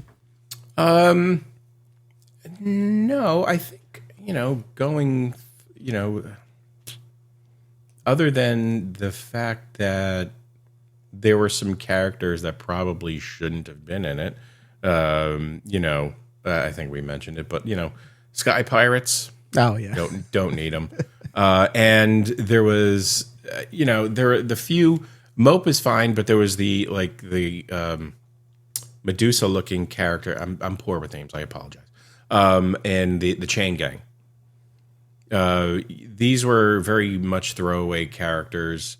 And other than that, I mean, I think the story as a whole was pretty solid. Yeah, I really think just again taking Superman out of the familiar environment and challenging him in this way, and putting him, this is a different position to be in where he is being pursued, in this, like, he's on the run. Mm-hmm. And of course he's protecting those with him, particularly Mope. But and I love the rescue squad mobilizing, and that final payoff with Mope's sacrifice and Superman telling off the tribunal. There's there's also this whole bit where within the tribunal there's dissension, and there's one who's like really fanatical and ultimately goes off the deep end, and they're able to overthrow him essentially, and the remaining ones are sort of they are okay with Superman leaving, but that one in particular really really kind of loses it. Apparently, that is a running theme when you have like alien tribunals, because the same thing happened with the Guardians of the Universe too, because they're all all powerful beings that know what's best for everyone, but there's always one fanatic. Yes. All right. Now, not that I haven't enjoyed everything that we've talked about so far, but I think this is the portion that I have the most to get off my chest about. Let's dish. Because we get, we return to Earth, and we get, Bibbo is one of those supporting characters, hasn't gotten a lot of play, but there's an issue with Bibbo, and he's going to get back in the ring. And he starts training again. I'm curious I don't remember exactly where this goes. I'm excited to follow up with Bibbo.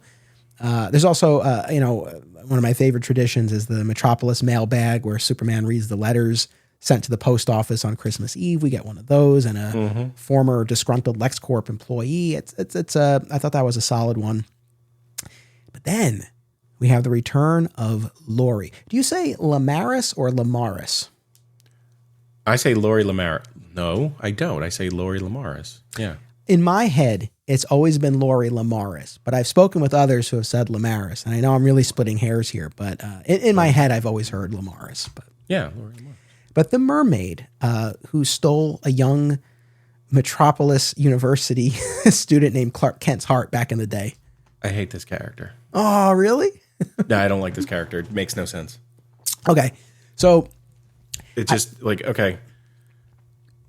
He's from Kansas. It's a landlocked state. What the fuck? Sorry. What?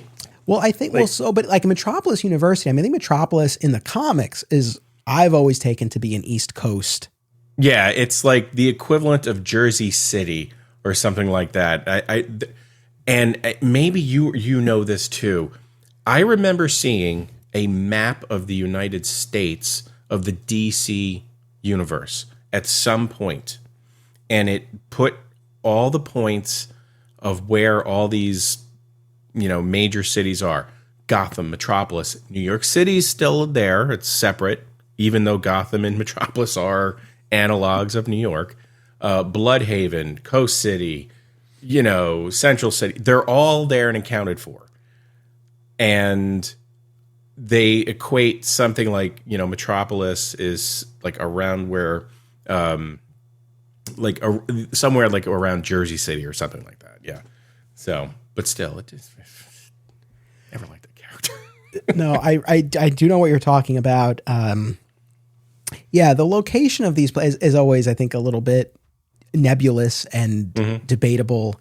One of the things I was going to bring up, though, because again, we always have to circle it back to Smallville. The audience loves when I bring up Smallville, so it's good. I hope they do. I do. I love Smallville. Some do. Some are probably like, "Oh, Smallville again." Now for like 10 years. How do you not? 10 years. It's that's the thing. Now, look, on the show, Metropolis was in Kansas. However, despite that, it's still I can't believe that Smallville never brought in Laurie. Even for an episode. Isn't that odd? Yeah, considering all the wackadoo characters that were on Smallville, I'm sure someone had the discussion at some point, and it just couldn't, it just didn't make its way in there. I mean, I don't know how. It would have made more sense in there and in Smallville on that series. That's the thing. Like, even though Clark drops out of college very quickly, it still covers his college age years. Right. So it would have fit. And, it's like, as a viewer, you sense that they were struggling to, stretch out the Clark-Lana romance. So it's like, this would have at least introduced another player. Now, the argument might be, well, how visually, how are they going to bring a mermaid to life on a regular basis? These stories that we read give you the perfect out, right? Because unlike in the original incarnation, even the post-Crisis Byrne version I'm talking about, where she's just a mermaid and her legs are always wrapped up, or her tail is always wrapped up. Here she's undergone this transformation, and when she's dry, she has legs. And it's only when she's wet that she has the tail. So it's like, they could have shown her as a mermaid once, and then she could have just always been dry, and it would have worked. It's just, I don't know, man. Exactly to your point, for all the characters they brought in, and especially when I think they could have used another romantic interest at some point. That's actually a question I would have if I had the opportunity to ask the writers. I'm curious, because I agree with you. Like, it must have come up at some point. Someone must have been like, hey, it's just character Laurie. And as we're discussing it, the only thing that makes me think that the only reason why they probably didn't is there could have been something else out there in TV or movies that was very similar to that. I say that because there is a series of movies, or maybe it was just one movie, excuse me, about a mermaid that my kids watch. And it's Aquamarine, I think is the name of it. And it's very, it's about a mermaid. And I think similar thing, when she gets wet, she turns into the mermaid. So maybe it was something like that. And then, in terms of when it came out, it's around that point.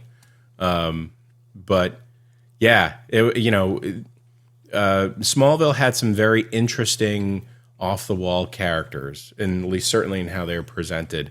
And as much as I didn't like Laurie as a character, and I definitely, anytime I saw her, I don't know why. It just didn't really resonate with me. I was never a fan of those issues. No, fair enough. I guess. And also, again, I don't want to present myself as this like great champion of the Lori Lamar's character, but I don't feel, fan club. Yeah, I don't feel that strongly, but I guess I just like the idea of Clark's college years and that there was some love interest during that period. And I'm comfortable with it being that character, but she returns, right? And in this last stretch of issues that we read following the trial, and Clark had thought that she was dead. Turns out she's still alive. She's returned. There's this business with her husband who's gone crazy, but this is where we now get into the relationship troubles between Clark and Lois, and I do appreciate that Lori certainly throws a wrench in the works and is a catalyst for the breakup that's coming, but not the catalyst. It's sort of a symptom of a larger issue that's brewing between Clark and Lois. Essentially this idea that, Superman is always going, Superman's responsibilities are always going to come first over Lois. That's sort of what ultimately seems to be leading to that breakup there. So I'm glad that it wasn't all sort of focused around Lori, but like I said, there are a number of choices that Clark makes that really drove me nuts as I was reading. I mean, one of them is, and I think this was the line where he tells Lois that Lori was like an old friend, right? Or maybe even alluded to dating, but did not tell Lois that Lori knew he's Superman, and didn't tell Lois that he proposed to her. I mean, as a married man yourself, like, what was your take on this? I mean,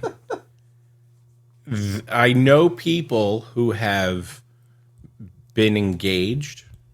That engagement never went through, and then they got married to someone else. And at some point, that has to be a discussion.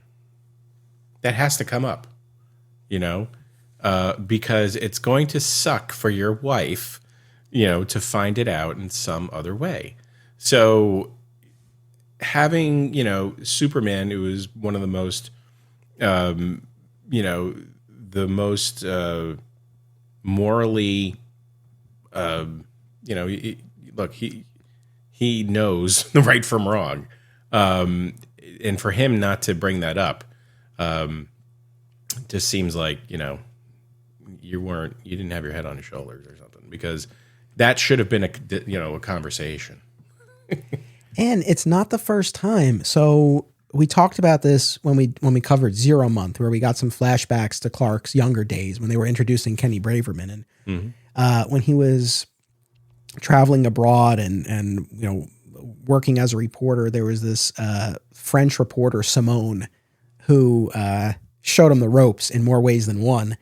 And as he was talking to Lois about Simone, he couched it as like, oh yeah, she was a friend and mentor. Meanwhile, we're seeing flashbacks to the two of them like hooking up in the car, like while they're waiting for an interview. And so it just seems like it's becoming a little bit of a pattern here. Now, again, I feel like most couples at some point have some conversation about who they've dated in the past. But it's like, even if they don't, Lois and Clark in particular, it's one thing for Clark to not volunteer certain information, but I feel like he is being deliberately misleading in the case of Simone and here. And it's just like, I don't know, maybe I could look at the positive side, and it's like, well, maybe this shows his fallibility, right? And how for as morally upstanding as he is, he did make some missteps here out of, a misguided attempt to protect her feelings, out of trying to protect himself. I mean, whatever the case may be, I don't think it was the right call, but it was just frustrating. It was like, what are you doing? It's, it highlights his humanity, because as much as he is Kryptonian, he is of the, human world. And look, you or I would not make this mistake, but given the fact that he does save the world many times over, I guess if you're going to make big strides in saving the world, you can make big mistakes too, like that in your relationships. But yeah, that there, when you decide to reveal your secret identity to somebody, the next and the same time when you're proposing, the very next conversation should be, BTW, I was engaged before. Or, I know this happened and this happened, or yeah. Now this should be up there. This is the lawyer in me. I don't think he was actually technically engaged, right? Because he proposed and she was like, I can't marry you. Yeah. But still, he proposed. Like, I don't know. I feel like this is sort of thing, let's put it this way. Like, I've only proposed once. If I had proposed marriage to someone like once before, there's no way that it would never have come up, or that I would have hidden that. I don't know. And also it's like, I don't know. Like, I think the problem stems from him hiding it. Like, I think if he had just gotten ahead of this and told Lois, she would have been understanding. Yeah. So, but going back to what you were saying before, and I know I had an issue with this last year when we covered the proposal and secret identity reveal. He proposes first. Mm-hmm. Then a little while later, he's like, oh, by the way, I'm Superman. It's like, again, buddy, what are you doing? It's like, I feel like we got the order mixed up a little bit. And then again, though, this is nothing. It just keeps getting worse. So in one of the upcoming issues, Lori is up on the roof and she's trying on one of Lois's dresses and high heels, and she falls off the building. And of course, Superman catches her. And I did really like the way this was an Adventures issue that Stuart Immonen drew it. And it's a very pulled back view of the two of them flying, but clearly she plants one on him. Again, it's like, it was, and I don't know if this was from the script or the artist's choice, but to really, like, we're so far removed. We're seeing it essentially the way that Lois is seeing it when she walks out onto the roof of the building and then quickly turns when she sees them. But so Lori kisses Clark, and when they land, she's apologetic, and he says to her, he's like, he makes a remark about like trusting his impulses, because that was the issue with impulse. It tied in with that whole thing. But he says to her, like, it's okay. And after all, no one saw. Again, I feel like this is strike two for old CK there. Yeah. I will. So there are a couple of ways to really hurt Superman. Kryptonite, magic. But they've touched upon his heart being one of the ways to really hurt him. And he's hurting himself in this way. When it comes to hurting the ones he loves, his friends, his family, his loved ones, that's how you get to to really harm Superman. And, he's screwing up. He's harming himself in this case. So, yeah, no one saw, but Superman knows, and it's it's really, regardless if you're Superman or just a man, the fact that and you hid it from your soon-to-be wife, well, that's the problem right there. Yeah, it's like, and look, as I'm saying all of this, I don't know, those of you who are listening and you're in relationships or have been in relationships, you might feel otherwise. And maybe you feel like, hey, what she doesn't know won't hurt her, even though, we, the audience, know that Lois saw that. Clark doesn't know that. But it's not even, it's not like I'm even trying to just impose my morality on the character. But I do think from that turns into an episode of Dr. Phil. Yeah, I mean, I think there is a little bit of that where I do feel like, there is a right way, in terms of respect for the person you're with. I can appreciate a counterpoint to, it might hurt more to know than not know. However, and this is less about morality and more strategy, and this sounds so cold, and I don't mean it that way. Like, I guess, like, I've not been in this situation where, like, now as a married person, like, someone kissed me. But if that happened, I feel like I would tell my wife, because we were honest with each other and it's important, but also it would be so much worse if I didn't and then she found out. So again, it's just in terms of right and wrong, but also strategy. It was very frustrating. I think we're spending way too much time on relationships. No, I'm just kidding.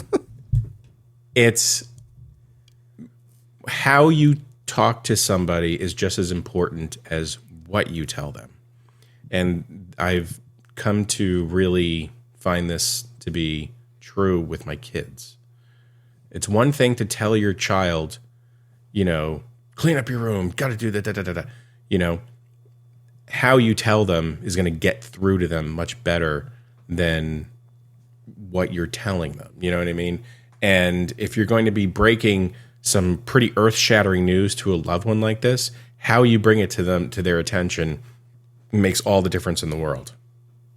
And having them find out, you know, through, you know, some other means is not the way. And, you know, they're not going to know the full story. And this is what happens in like every sitcom. You know, it's like someone walking in while Jack Tripper is, you know, in the Regal Beagle and accidentally, you know, trips and kisses somebody, you know, like something stupid like that. You didn't see the full, everything leading up to it. You just saw that 1 second. So, you know, how it's presented and told really matters. This has been Relationships by. Yeah. Well, you know, it's so funny though, because, I'm really enjoying talking about this, and I totally recognize that we're building towards a breakup, right? The last issue that we read is the famous cover of the engagement ring on the cover. Yeah. And the tagline that the engagement is off. And I remember this got press. This got like major mainstream press when the two of them broke. I remember reading that as a kid. So, you know, we're paving the way for that. So from a writing perspective, I can totally appreciate it. I think, yeah, I mean, I wish that, I don't mind that tension between them was explored. I don't even mind that we had a breakup. I guess I would have preferred if we got there in a way that felt a little bit truer to the characters, but mostly I'm just enjoying talking about this as if they were real people. Like, can you believe he did that? You know, it's less like, oh, why did Dan Jurgens have him? It's less that. And it's more just like, what's the matter with this guy? Like in that moment after the kiss in the sky, I feel like the responsible thing, first of all, we haven't even mentioned this, but Laurie's been staying with Lois. That's really problem number one. You know, it's about like missteps. It's like, no, you don't put the two of them together. So I feel like at that point, Clark really needed to step up and say, like, listen, this is not a good situation. I'm going to put Laurie up at a hotel. I'm going to crush some coal into diamonds, and she's going to stay wherever she needs to for as long as possible. And don't worry about that bill, and you just charge up all the room service you want, but stay out of my fiance's apartment. Anyway, we got to talk about this Joker issue because this is less of a relationship thing, although obviously it ties in. But this was probably the biggest problem that I had with this run of issues, where you mentioned before there was an earlier Joker appearance before the trial. Mm-hmm. At the end of it, he had sent this Superman doll, right, to Lois. And we find out in this later one of the final issues that we read that it's been slowly poisoning Lois. And she's got hours to live, couple of hours. And, you know, Superman is just berserk. You really feel his frustration. He hunts down Joker and teams up with Batman. And Joker poses this, you know, dilemma to him, I suppose, that if Superman injects Joker, I think either with the poison or with some other substance, right, it will kill Joker, but the interaction with Joker's blood will produce an antidote.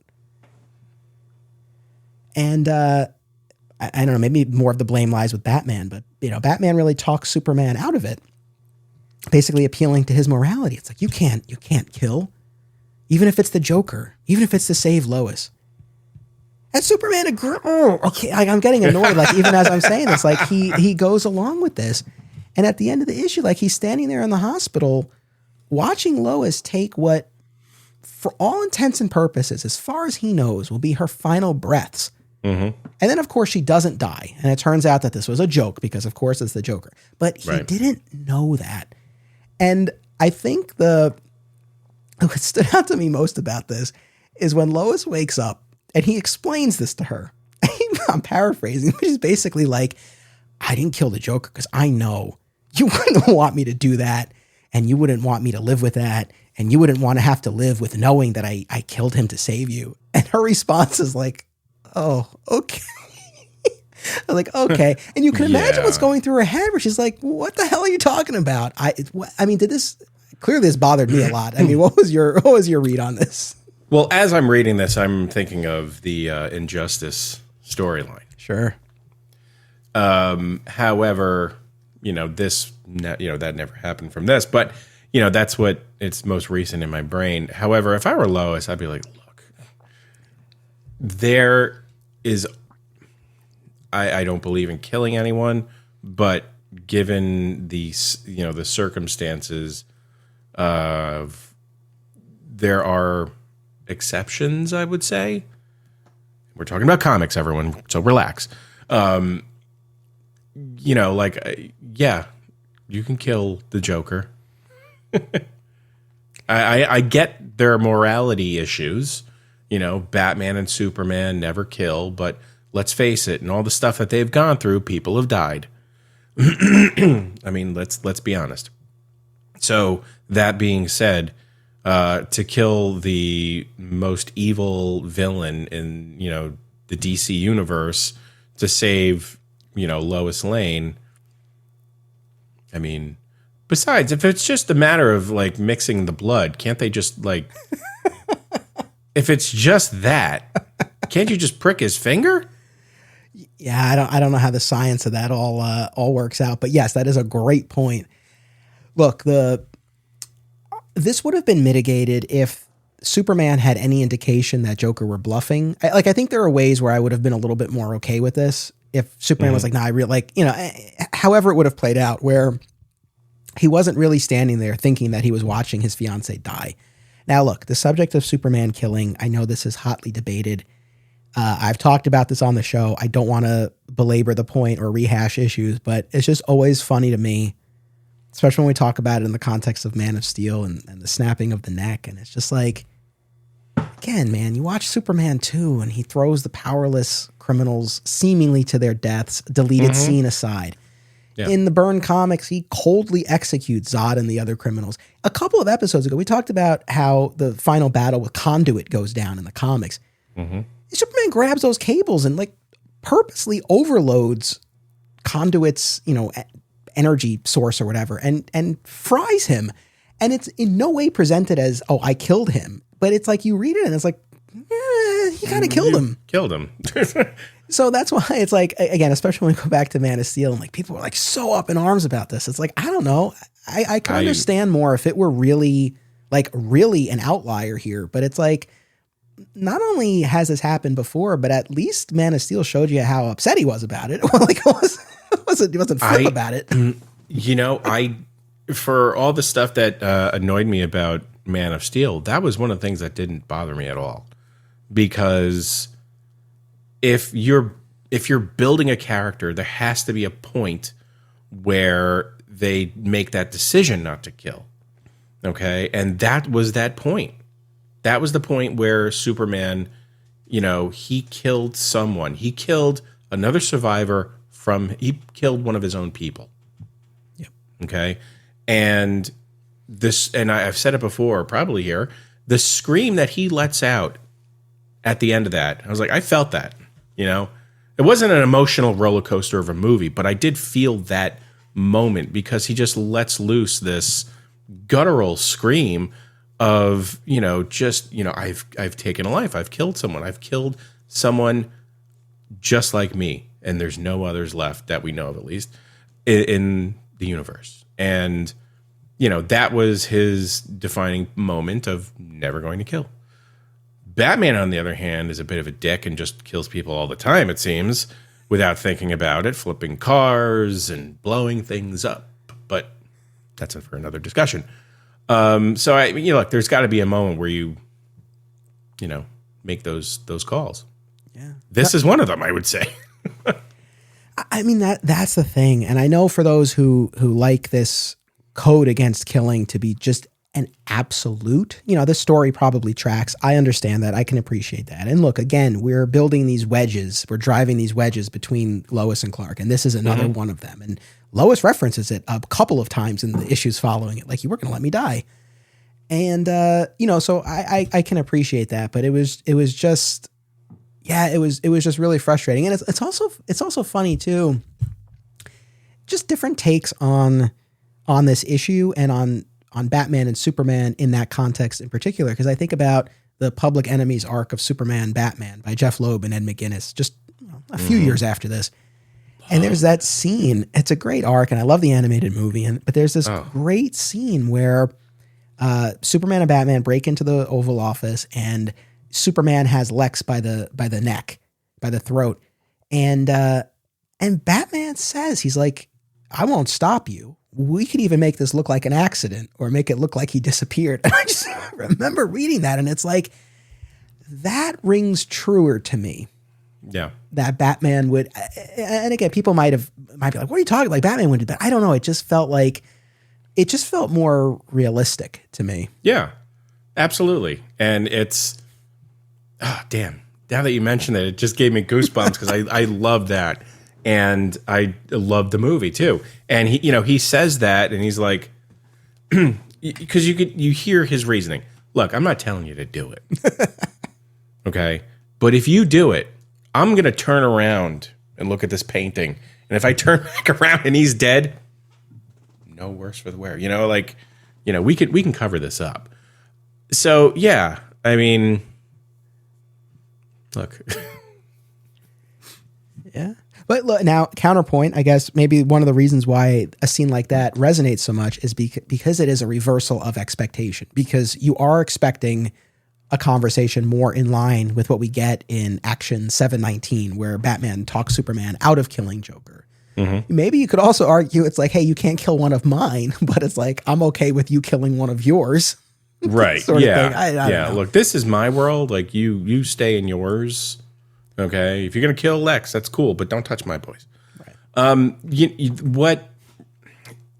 What really resonates with me on these couple of issues is that, or everything leading up to the breakup really, is we've just spent many issues pushing Superman to the physical limits in space, out of his element. Now we're pushing him to his emotional limits and, how it affects his humanity. So he's getting it from all sides. And it really is, the true test of, of who Superman is, how he, copes with that. So really, there's nowhere to go. You've gone to the far reaches of space. How are you going to challenge this man? He's overcome, the most impossible feats in space. Okay, well, now you bring him back home and you tear apart his personal life. That is a tremendous point. I agree with that totally. And I'll also say that kudos to the creative teams, because one of the issues that I had last year when we covered the beginnings of the Lois and Clark relationship, it happened pretty quickly and they got engaged fast.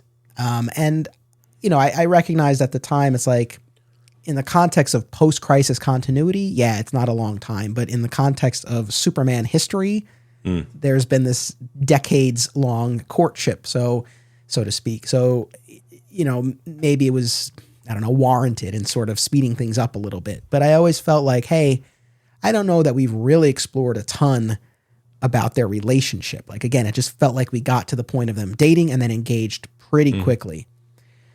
Because there was a good stretch in the beginning of the post-crisis era where, there wasn't a ton between them. And there was a little while where Kat was even being positioned as a little bit more of a love interest for him. So, that was sort of a criticism that I had. So now I do appreciate that we're taking the time to mine this relationship and put them through this test before they'll ultimately get married. And, the next episode where we talk about the issues leading up to and including the wedding, I'm really excited to get into that. And, from what I remember, I know this relationship drama and then Lois's eventual departure for a little short period of time, is a big part of that. So I'm excited to get into all of that. I have enjoyed this tremendously. Is there anything else that you want to say about what we read for this that we didn't get to, or anything else that you want to say? No. It was a fun read. There are a lot of characters that made appearances that I really love. Spectre's a badass character in my view, and we just, for those dollar bin bandits people out there, we just were talking to or published our interview with Tom Mandrake, who had a pretty extensive run on Spectre. This was not his, but it had a very similar look to it. So, those are very, very cool. And Shazam is awesome. I love interactions with Superman and Shazam. They're the same guy. So when they're together, and you know, seeing their interactions, I think it was great. And you know, this is the cover of this engagement being off is very reminiscent of, you know, the future wedding issue, all white, you know, with the exception of the ring, of course, but you know, it's you know, different sides of the same coin. Very true. Well, thank you, Joe, so much for completing this reading assignment and joining me, especially when you've been under the weather. I encourage everyone to check out the Dollar Bin Bandits podcast, available on YouTube and all major podcast platforms and social media as well. So make sure you listen, watch, follow, connect with Dollar Bin Bandits, especially if you're a Superman fan, because as we've talked about, you guys have had on a number of these creators whose work we've been discussing. So I hope people will check that out. Yeah. So thank you, Joe. Audience, thank you. As always, truly, I appreciate it. We have 2 more chapters remaining in this Death Till Wedding event. Next week, we are turning our attention to what was going on in the world of television at this time. So we will be talking about Lois and Clark, the new adventures of Superman, and in particular, the infamous frog-eating clone storyline. If you know, you know. And we're going to have a really fun talk about that. I'll be joined by Tyler Patrick from the Krypton Report podcast. And then 2 weeks from now, returning guest Scott Honing will be back to help me close this out. And we will be talking about the breakup through the wedding. So a lot of great stuff still to come. I hope you will join us. And as always, remember, it's about what you do. It's about action. Support the show and receive exclusive additional content, including my DC movie rewatch podcast, at patreon.com/Anthony Desiato. Thank you to all patrons for enabling me to produce this show. Also, be sure to explore the other shows within the Flat Squirrel Podcast Network, which is home to Digging for Kryptonite, another exciting episode in the Adventures of Superman, Summoning the Zords, and My Comic Shop History, all hosted by yours truly. Subscribe for free wherever you get your podcasts. Visit flatsquirrelproductions.com for more. Thank you all.